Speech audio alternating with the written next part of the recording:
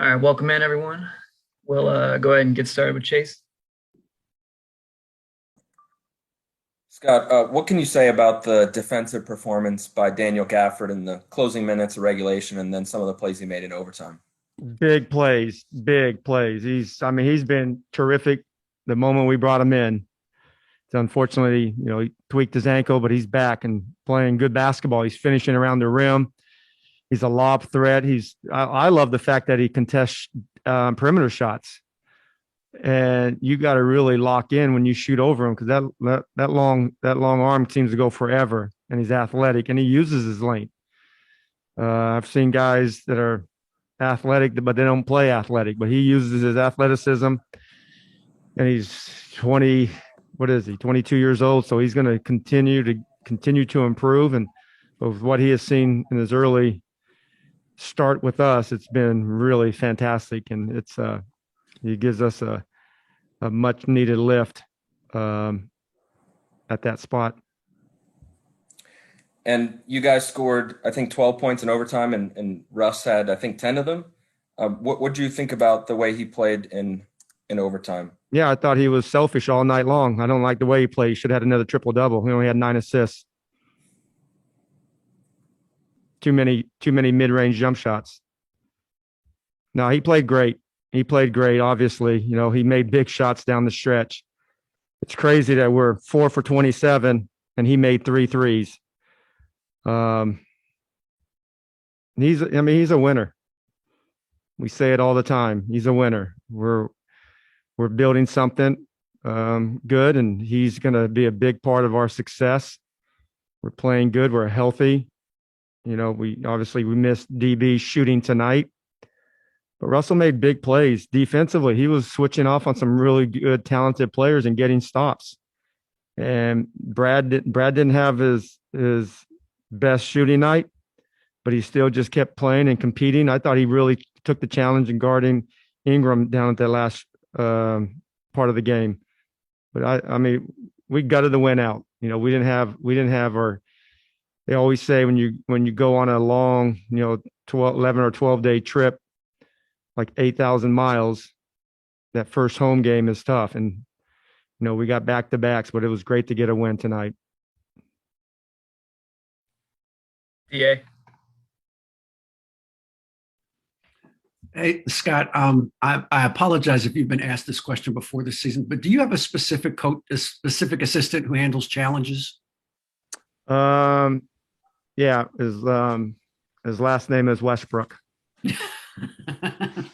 I try to listen to the players, and I've kind of know who to really lock into. Mm-hmm. Some players will say it, and I look back at it. Thank goodness that I didn't call it.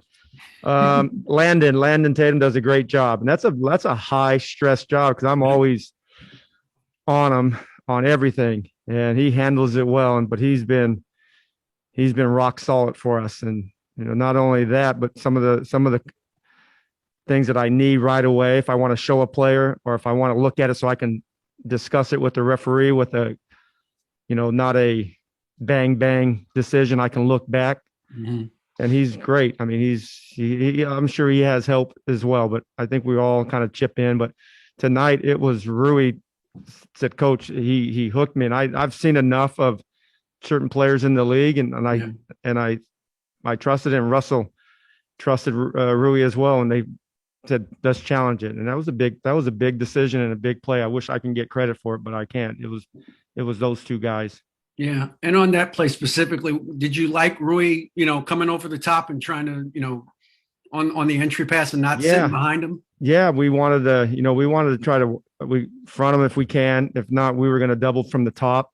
Yeah. But yeah, I thought the thing I loved about it, he felt the hook and he had to continue to fight through it. If you just accept the hook and concede, you're not going to get those, calls either way. Yeah. But I thought that was a big play, and obviously that Russell's challenge was huge for us as well because it took a timeout, but that's always a tough decision for every coach. Kareem. Hey Scott, I just wanted to ask you, what's to say about your guys? Tonight would, like you said, coming off the long road trip, all those miles. Um, Pelicans went on that run in the fourth quarter. It would have been real easy to kind of roll over and say, okay, we just don't have it tonight. And a poor shooting night from deep.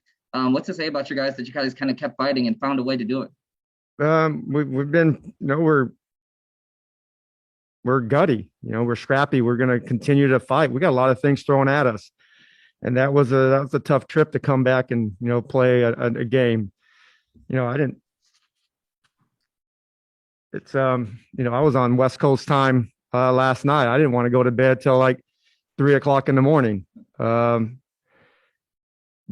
I'm sure the players were the same way. And I got up early.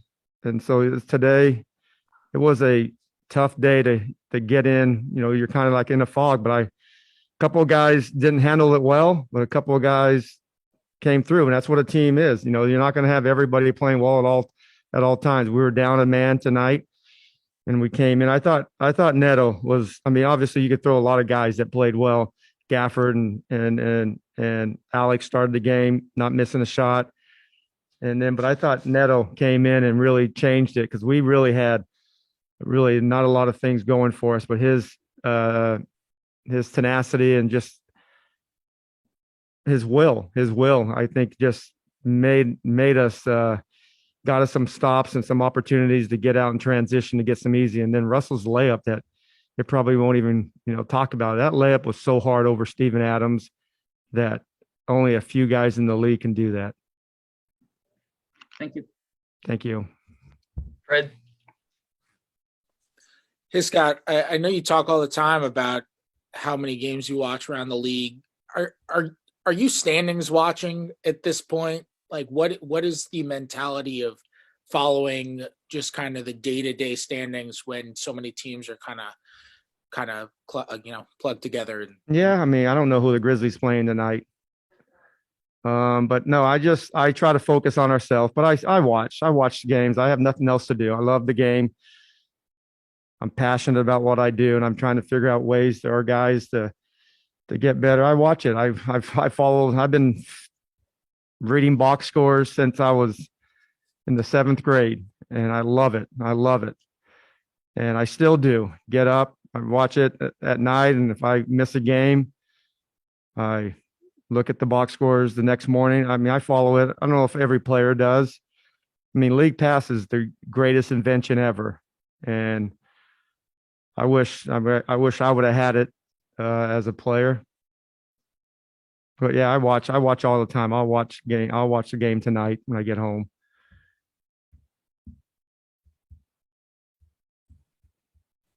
All right, Coach. I think Who that's are the it. Grizzlies playing anyway? See you guys. Thanks, Coach. All right, Brad. So what is, I guess, the balance there when I saw you stayed late to shoot around after that game too? So what's the balance of feeling that way when the shot's not really going for you, but you guys are still able to pull out a big win like that? First, praise my Lord and Savior Jesus Christ. I mean, that was a testament to my teammates. I told them that during the game, after the game, and we all knew that collectively. Like we probably wouldn't have been able to close out a game like this earlier in the year. That just shows our growth, our maturity, and obviously Russ making some big plays down the stretch too for us. We just really fought hard. Gafford came in, had a lot of blocks down the stretch. Aul cleaned up a couple of them. Just getting hands in there and making it tough. These guys are strong, athletic. B. Ingram had a great night tonight. We did a good job of kind of frustrating Zion and being vertical with him. But that was a special team. Like they're in the same boat that we're in. And we just willed ourselves to a victory tonight. Are you standings watching at all at this point with 17 games left? 100%. You know me. I'm always eyeballing it. I don't know what we are now. I haven't checked tonight after we won, but I knew we were one game behind the play-in coming in tonight, and I want to try to see if we can squeeze a little further. I know it's tough with these games counting down, but I think if we can put a nice little run together, I think we can give ourselves a nice little chance. Chase. Brad, you mentioned the defense from Daniel Gafford down the stretch and in overtime. Have you ever seen a teammate do something like that defensively, that extended of a stretch like that, in that key of moment? No, not block shots the way he was. He was super active. Uh, and I know he was dead tired. I know we were all tired. But he kept meeting those big guys at the rim. He kept battling with Steven on the boards too.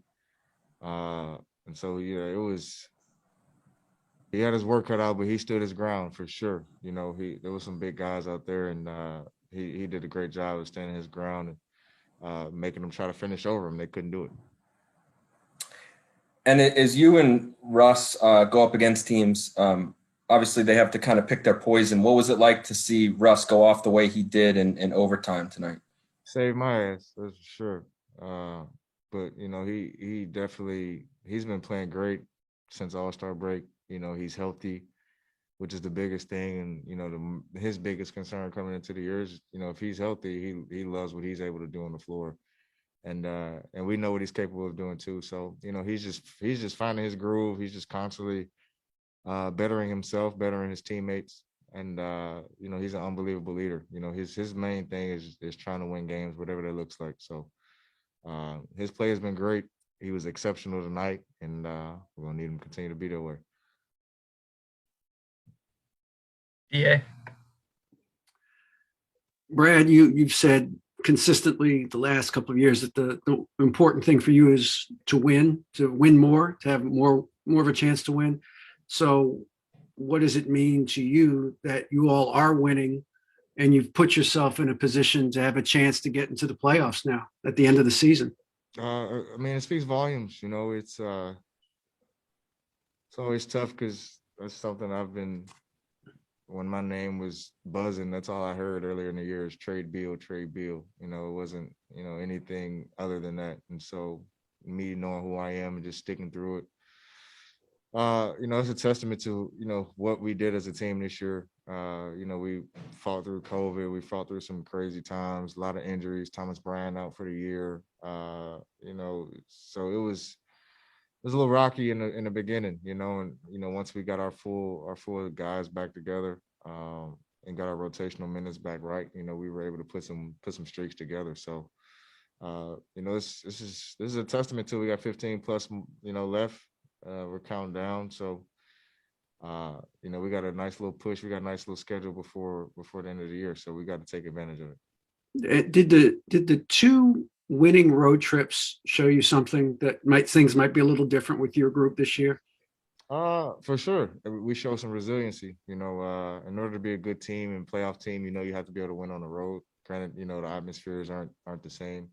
But still that same concept applies. You have to be able to go into somebody else's house and be able to win. And it's crazy. We've done that and we continue to do that. And we just got to protect our house now. We got 3 or 4 games here and then we go back on the road again. So it's been very exciting to see our growth throughout the year, DA, for sure. Neil. Brad, obviously you hold yourself to high standards, and I'm sure 0 of 9 and 3 is not what you want. What did the Pelicans do, and what did you see on that last shot in regulation? Nothing. I missed, Neil. I got a great shot, and I missed. Just like I missed the other 8 threes along with it. Unfortunately. Anything you felt the Pelicans did there, or just an off night? I mean, you ever heard the Monica song, Just One of Them Days? You ever heard that?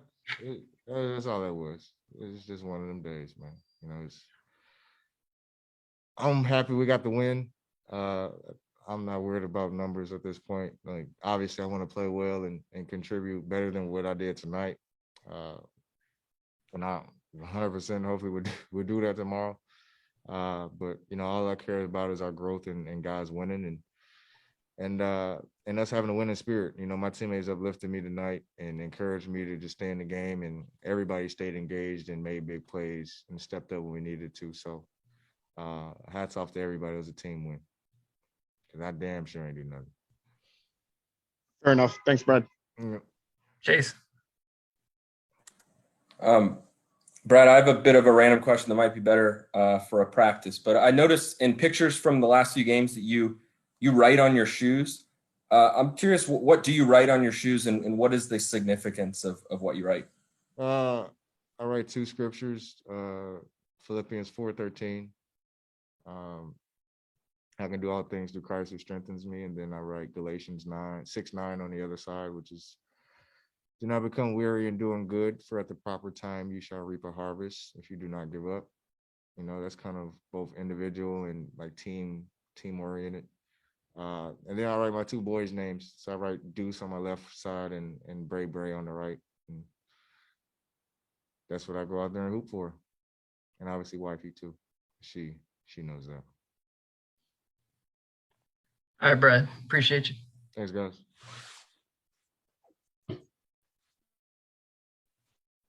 Go ahead, Chase.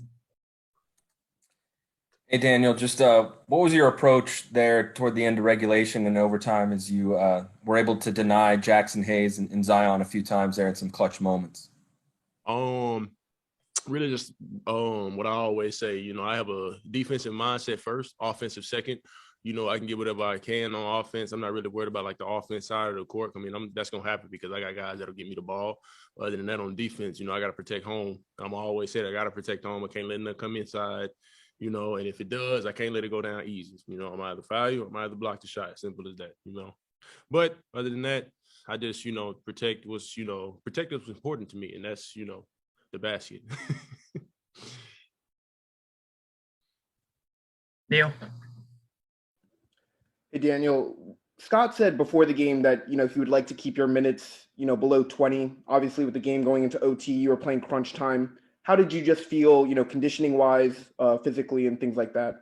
I mean, I felt great when I came out because, I don't know if I'm still on minute restrictions or not. I'm just really just coming out to play.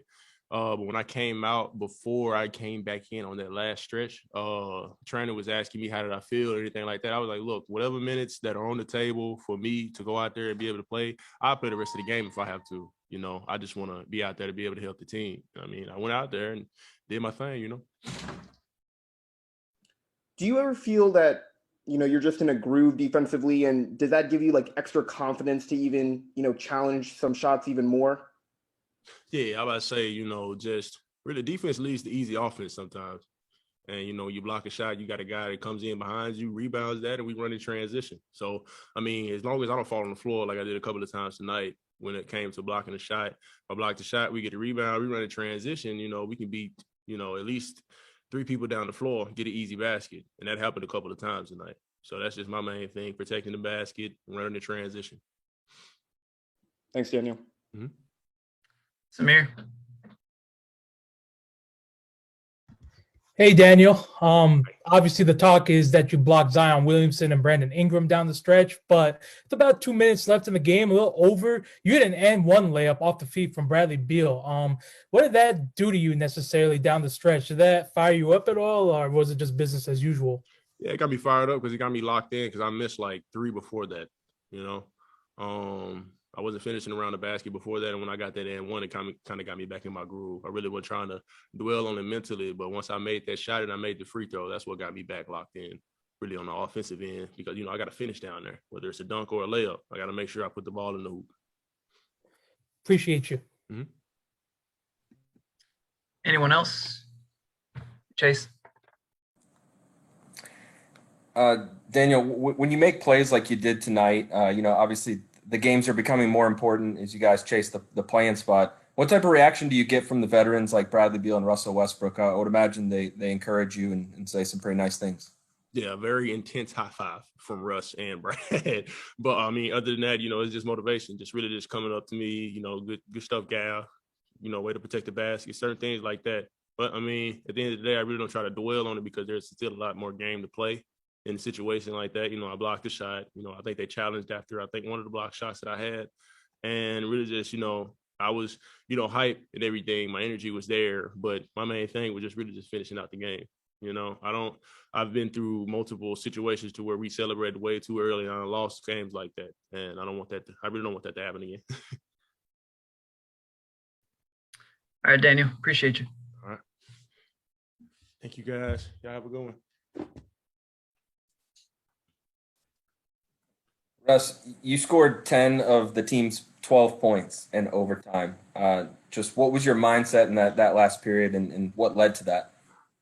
Just close the game. You know, we a lot of guys struggled tonight, and part of my job is to kind of see where we need some help at, and scoring was at tonight, and I made sure I was aggressive, especially in the closing minutes of the game. And what do you think about the defense that Daniel Gafford played down the stretch and some clutch moments there?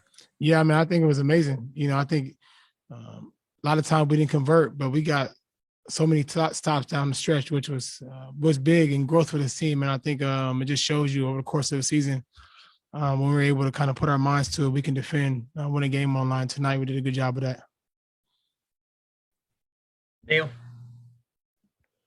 Hey, Russ, can you expand a little bit about, what you're seeing and feeling, when you're saying, okay, it's closing time, you need to step up for your team. Can you expand on that? Yeah, always when I play the game, I always feel like the game will tell you what to do. So some nights it may be passing, maybe you need to go help rebound, you may need to defend a little better. You may need to lead a little better. And sometimes you may be scoring. And for me, as the game goes on, I always try to figure out how I can impact the game. And when the game's online, at this particular time, was my job to score. And I'm able to do that as well at a high level. And tonight I did it. And given the way that the game was officiated up until overtime, were you surprised at all that you got the call with 1 second left? No, I wasn't surprised. It was a foul. If it wouldn't have been a foul, then it would have been a bucket. So. Yeah. Russ, I know this time of year is not new to you in terms of getting ready for a playoff run, but it's new to this group, and I wonder what you're seeing from them in terms of growth and maturity, that they're able to maybe close out some of these games they couldn't close out earlier. Yeah, I mean, just ability to be able to fight, ability to be able to lean on each other. That's the biggest thing, especially this time of year. You want to make sure that you're connected as a team, regardless of what happened in the first half of the season, regardless of injuries and COVID and the whole nine, regardless of any of those excuses. Now is all that matters. And as long as we're together and connected, as we've seen tonight, we can be pretty special as a team. It looks, and you mentioned the defense, and it does seem like there is more connectivity. How does that show up on the floor? You just see everybody communicating, talking. You see everybody's into it. Everybody's helping each other up off the ground. The small things are important, and I try to make sure I emphasize that to our team, that the little things matter. Everybody see the big stats, big plays, but the small details matter. Pushing catches out, using our hands, boxing out, rebounding the ball, getting on the floor. The small details matter when good teams are tonight. And even, recently we've been doing a good job of small details in this show tonight. Good. Thank you. Anyone else? All right, Russ. Thanks. Appreciate you. Thanks.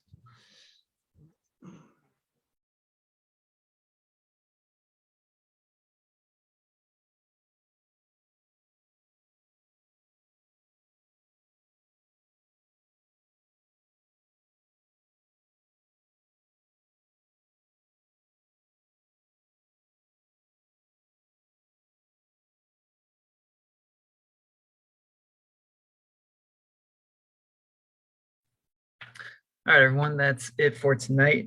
We'll see everyone back here tomorrow night.